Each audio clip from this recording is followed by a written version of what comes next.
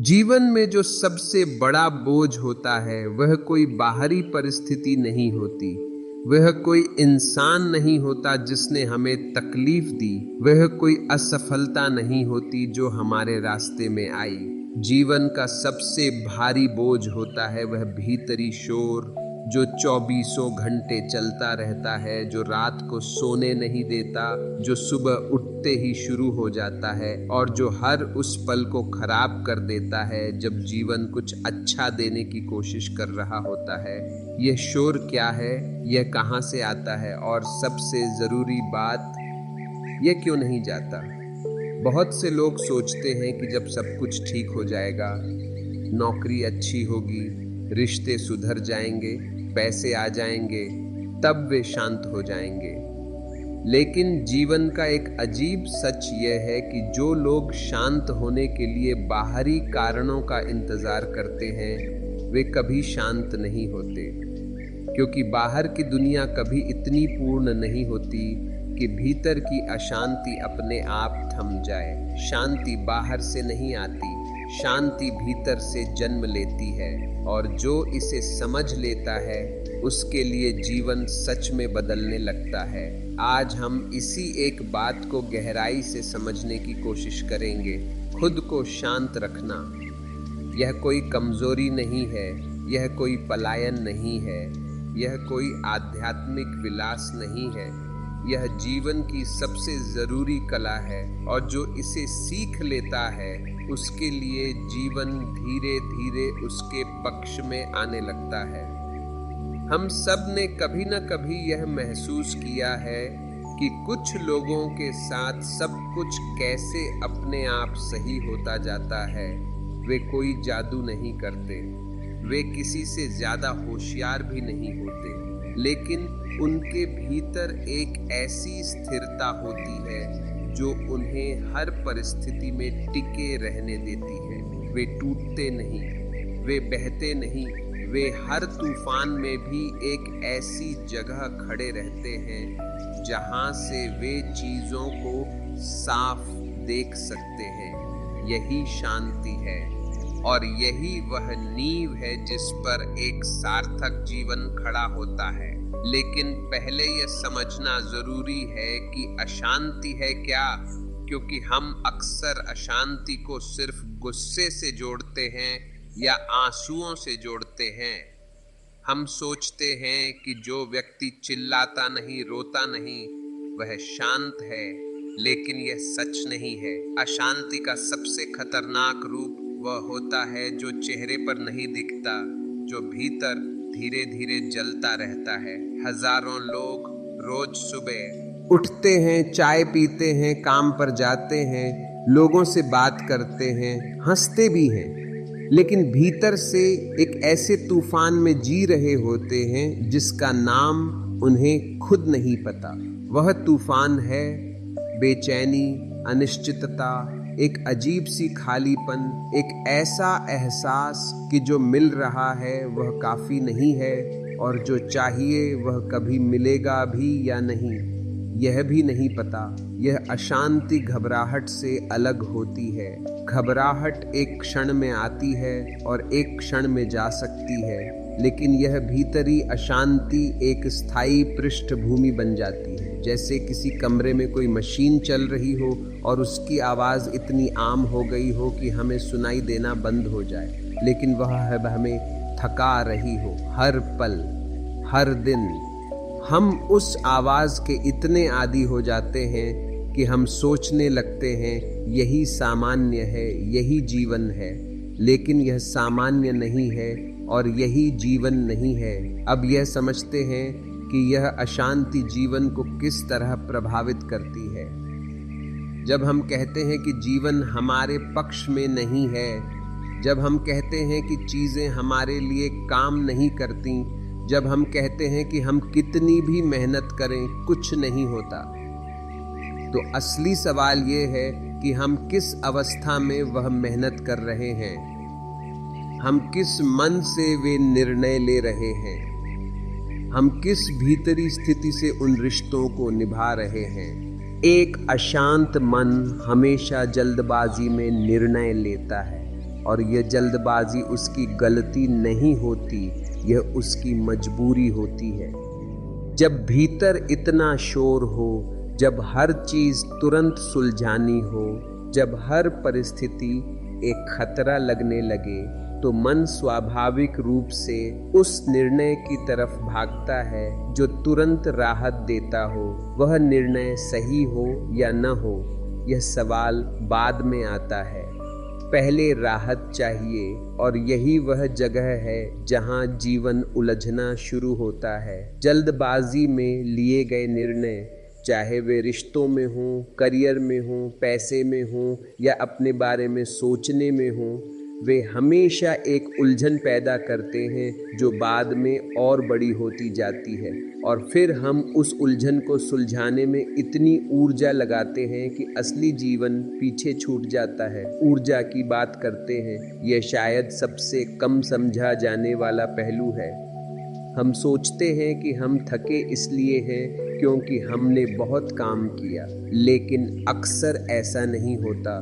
बहुत से लोग ऐसे होते हैं जो ज़्यादा काम नहीं करते, लेकिन फिर भी दिन के अंत में बिल्कुल खाली और थके हुए होते हैं। और बहुत से ऐसे लोग होते हैं जो घंटों काम करते हैं, लेकिन फिर भी ऊर्जावान रहते हैं।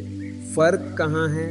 फर्क ये है कि जो व्यक्ति हर बात पर रिएक्ट करता है, हर खबर पर, हर इंसान के व्यवहार पर, हर छोटी बड़ी परिस्थिति पर, वह उतनी ही ऊर्जा खर्च करता है जितनी कि एक बड़े और सार्थक काम में लगनी चाहिए थी।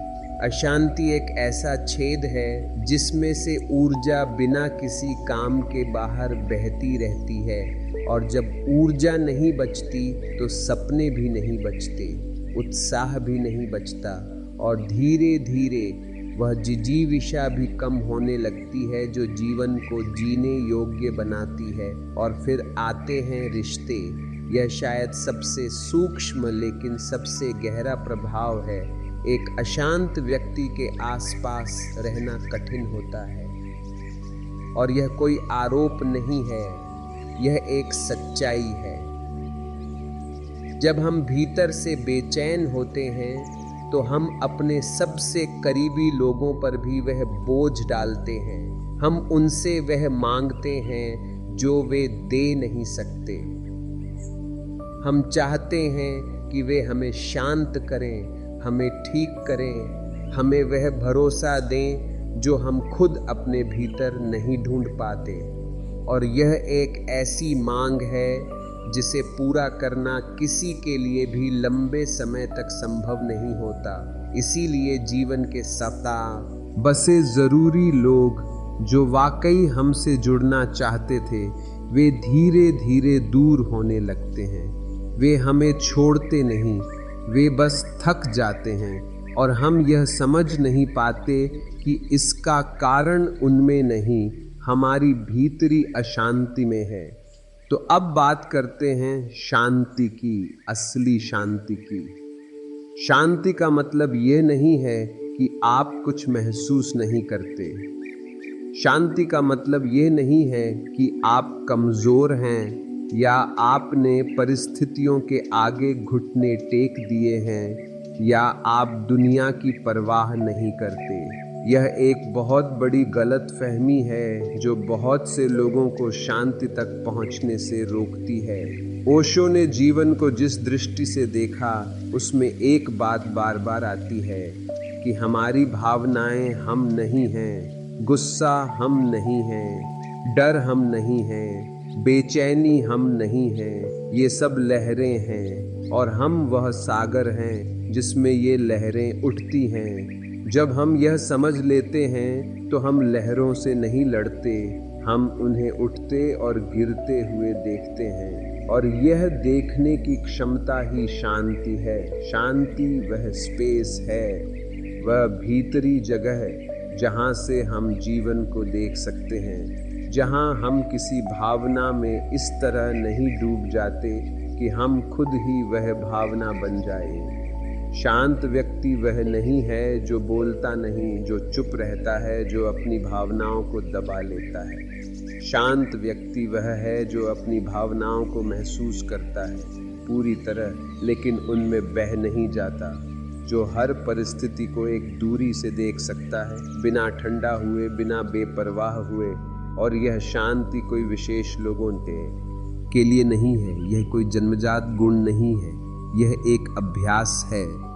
और जैसे हर अभ्यास में एक क्रम होता है, इसमें भी है पहला कदम है अपनी अशांति को देखना, सिर्फ देखना, दबाना नहीं, छुपाना नहीं, उससे लड़ना नहीं। यह सुनने में बहुत सरल लगता है, लेकिन हम में से ज्यादातर लोग यही नहीं करते। जब अशांति आती है, हम तुरंत कुछ करने लगते हैं, फोन उठाते हैं, कुछ खाते हैं, किसी से बात करते हैं, बाहर निकल जाते हैं, कुछ भी, बस उस अशांति से बचने के लिए। हम उसे फील नहीं करना चाहते, हम उससे दूर भागना चाहते हैं। लेकिन जो चीज़ हम देखते हैं, जो चीज़ हम पूरी तरह महसूस करते हैं, वह हम पर उतनी पकड़ नहीं रख पाती। जब हम अपनी बेचैनी को देखते हैं, जब हम कहते हैं कि हाँ, अभी मैं बेचैन हूँ, अभी मुझे डर लग रहा है, अभी मेरा मन उलझा हुआ है, तो उस बेचैनी की ताकत अचानक थोड़ी कम हो जाती है, क्योंकि देखने वाला और जो देखा जा रहा है वे दोनों एक नहीं हैं। और जब यह अलगाव होता है, तभी शांति का पहला बीज पड़ता है। दूसरा कदम है रिएक्शन और रिस्पॉन्स के बीच का फर्क समझना। हम में से ज़्यादातर लोग जीवन में रिएक्ट करते हैं। कोई कुछ कहता है, हम तुरंत जवाब देते हैं। कोई परिस्थिति आती है, हम तुरंत कुछ करने लगते हैं। यह रिएक्शन एक लहर की तरह होती है, ये अपने आप उठती है, इसमें हमारी ज़्यादा भागीदारी नहीं होती, और अक्सर ये वह नहीं होती जो हम वाकई चाहते थे। रिस्पॉन्स अलग होती है। रिस्पॉन्स में एक पल होता है, एक बहुत छोटा सा पल, जिसमें हम रुकते हैं, जिसमें हम देखते हैं, जिसमें हम चुनते हैं। और यही पल, ये बहुत छोटा सा अंतराल, वह जगह है जहाँ शांति रहती है, जहाँ हमारी असली शक्ति रहती है। जब हम रिएक्ट करते हैं तो जीवन हमें चलाता है, जब हम रिस्पॉन्ड करते हैं तो हम जीवन को चलाते हैं। और यह सिर्फ बड़ी बड़ी परिस्थितियों में नहीं, रोज की छोटी छोटी बातों में भी होता है। कोई ऑफिस में कुछ कह दे, घर में कोई बात हो जाए, खबर में कुछ ऐसा दिखे जो परेशान करे, हर जगह यह चुनाव है, रिएक्शन या रिस्पॉन्स। और यह चुनाव करने की क्षमता ही शांति का व्यवहारिक रूप है। तीसरा कदम है भीतर एक केंद्र बनाना। हर तूफान में एक आंख होती है, एक ऐसा बिंदु जो पूरी तरह शांत होता है, जबकि उसके चारों तरफ सब कुछ घूम रहा होता है। हमें अपने भीतर वह केंद्र खोजना है। वह केंद्र हमेशा से वहाँ होता है, हम उस तक पहुँचना भूल जाते हैं। यह केंद्र क्या है? यह वह जगह है जो बदलती नहीं। जब सब कुछ उलट पुलट हो, जब रिश्ते डगमगाएं, जब काम न हो, जब जीवन कठिन लगे, तब भी कुछ ऐसा है हमारे भीतर जो टिका रहता है। वह हमारी चेतना है, वह हमारा असली स्वरूप है। ओशो ने जिसे साक्षी भाव कहा, वह यही है, जो देखता है, जो जानता है, जो महसूस करता है, लेकिन खुद नहीं बदलता। जब हम उस केंद्र से जीना शुरू करते हैं तो जीवन की परिस्थितियां भले बदलती रहें, हम नहीं डोलते, और जो नहीं डोलता उसी पर जीवन सबसे ज़्यादा भरोसा करता है, उसी को जीवन अपने पक्ष में लेता है। चौथा कदम है उन चीज़ों को पहचानना और धीरे धीरे छोड़ना जो हमारी शांति को चुराती हैं। हम सब जानते हैं वे कौन सी चीजें हैं, लेकिन हम उन्हें मानना नहीं चाहते। कुछ बातें होती हैं जिन पर हम घंटों सोचते रहते हैं, जो हो चुका, जो हो सकता था, जो होगा या नहीं होगा। कुछ लोग होते हैं जिनके साथ हर मुलाकात के बाद हम खुद को हल्का नहीं बल्कि भारी महसूस करते हैं। कुछ आदतें होती हैं, सोशल मीडिया पर समय बिताना जो कंपेयर कराती है, खबरें देखना जो सिर्फ चिंता बढ़ाती हैं, जो हमारी ऊर्जा को बिना किसी लाभ के खाती रहती हैं। इन्हें एक दिन में नहीं छोड़ा जाता, लेकिन पहचानने से शुरुआत होती है। जब हम ये जान लेते हैं कि यह चीज़ मेरी शांति की चोर है, तो हम उसके साथ एक अलग रिश्ता बनाने लगते हैं। हम उसके प्रति थोड़े सचेत हो जाते हैं और धीरे धीरे उसकी पकड़ कमज़ोर होती जाती है। एक व्यक्ति था, नाम था अर्जुन। नहीं, वह महाभारत का अर्जुन नहीं, एक साधारण आदमी, एक छोटे शहर में एक साधारण जीवन जीने वाला। उसके पास सब कुछ था जो एक औसत जीवन के लिए ज़रूरी होता है। काम था, घर था, परिवार था, लेकिन वह खुश नहीं था।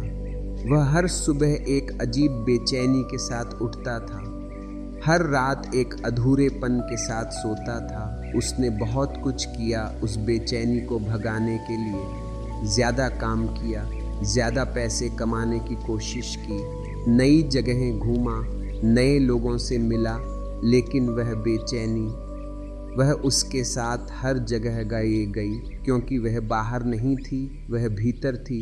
एक दिन किसी वजह से उसे अकेले कुछ घंटे बिताने पड़े।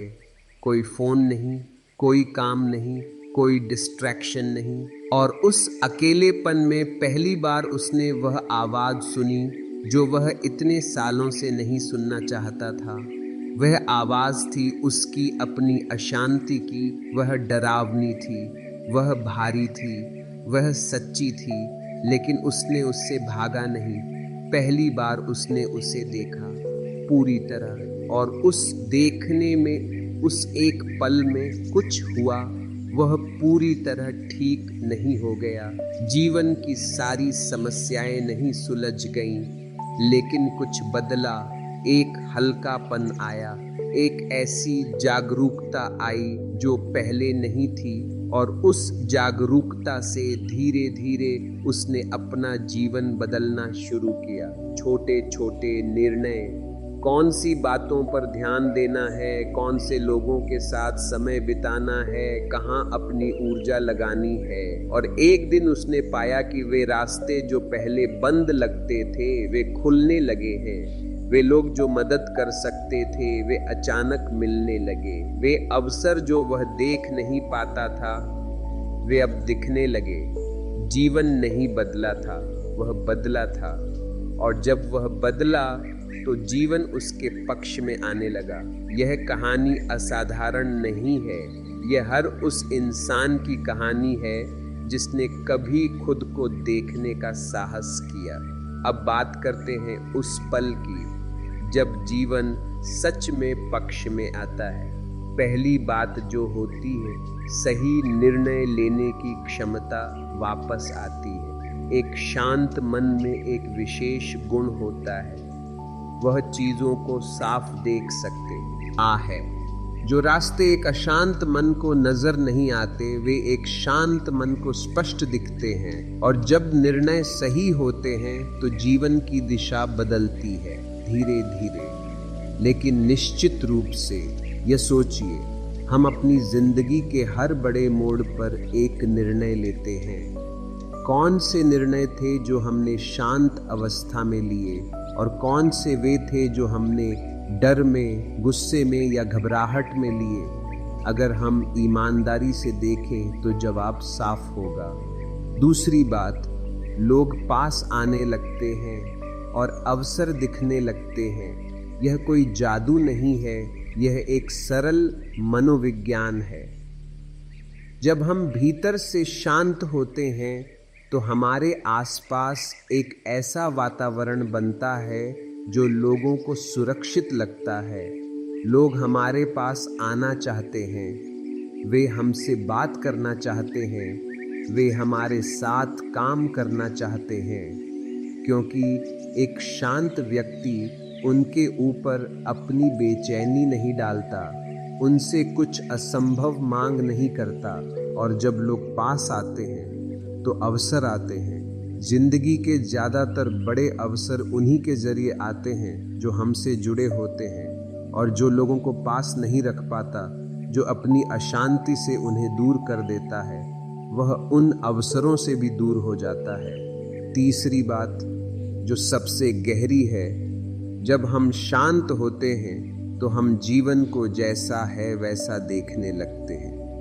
हम सब जीवन को अपनी अपनी अशांति की आंखों से देखते हैं। जो डरे हुए हैं वे हर जगह खतरा देखते हैं, जो थके हुए हैं वे हर जगह बोझ देखते हैं, जो उदास हैं वे हर जगह निराशा देखते हैं, और जो शांत हैं वे हर जगह जीवन देखते हैं, सच्चा, भरपूर, अपार जीवन। शांति एक लेंस है, और जैसे लेंस बदलने से वही तस्वीर अलग दिखने लगती है, वैसे ही शांति आने से वही जीवन अलग दिखने लगता है। और जब जीवन अलग दिखने लगता है तो वह बदलने भी लगता है, क्योंकि हम उसे अलग ढंग से जीने लगते हैं। जीवन ने कभी किसी को नहीं छोड़ा, यह एक ऐसा सच है जिसे मानने में बहुत तकलीफ होती है, क्योंकि यह हमें जिम्मेदार बनाता है। यह कहता है कि जो भी हो रहा है उसमें हमारी भी भागीदारी है, और सबसे बड़ी भागीदारी यह है कि हम अपनी भीतरी अशांति को जीवन का निर्देशक बना देते हैं। जब हम अशांत होते हैं तो हम जीवन की आवाज सुन नहीं पाते। जीवन हमसे बात करता है, छोटे छोटे संकेतों में, मुलाकातों में, परिस्थितियों में। लेकिन हमारे भीतर इतना शोर होता है कि वह आवाज दब जाती है। हम वह नहीं देख पाते जो देखना था, हम वह नहीं सुन पाते जो सुनना था, और फिर हम कहते हैं जीवन मेरे पक्ष में नहीं है, लेकिन जीवन वहाँ था, जीवन हमेशा वहाँ था। हम उपस्थित नहीं थे, शांति हमें उपस्थित बनाती है, शांति हमें यहाँ इस पल में लाती है। और जब हम इस पल में होते हैं तो जीवन हमें मिलता है पूरा, बिना किसी शर्त के। यह जर्नी आसान नहीं है, कोई भी यह नहीं कहेगा कि शांत रहना हमेशा आसान होता है। जीवन कठिन परिस्थितियां लाता है, लोग ऐसी बातें कहते हैं जो चुभती हैं। समय ऐसे आता है जब सब कुछ एक साथ टूटता लगता है, लेकिन अंतर यह है कि जिसने शांति को अभ्यास से साधा है वह उन परिस्थितियों में भी अपना केंद्र नहीं खोता। वह टूटता नहीं, झुकता है और वापस खड़ा हो जाता है। एक बांस का पेड़ तूफान में झुकता है लेकिन टूटता नहीं। एक ओक का पेड़ अकड़ा रहता है और टूट जाता है। शांति उस बांस की लचक है, वह कमजोरी नहीं, वह एक विशेष तरह की ताकत है। और जो यह ताकत सीख लेता है उसे जीवन से लड़ना नहीं पड़ता, जीवन खुद उसके पास आने लगता है। तो आज सिर्फ एक काम कीजिए, एक पल के लिए रुकिए, बाहर नहीं भीतर देखिए, देखिए कि वहाँ क्या है। कोई निर्णय मत लीजिए, कुछ बदलने की जल्दी मत कीजिए, बस देखिए वह पल, वह एक छोटा सा पल, शायद वह पल हो इस मिसिजी बिड़े से सब कुछ शुरू होता है। शांति की तलाश कहीं बाहर नहीं है, वह आपके भीतर है, हमेशा से थी। बस एक बार उस दिशा में मुड़ना होगा, और जब आप मुड़ेंगे जीवन भी मुड़ेगा आपकी तरफ।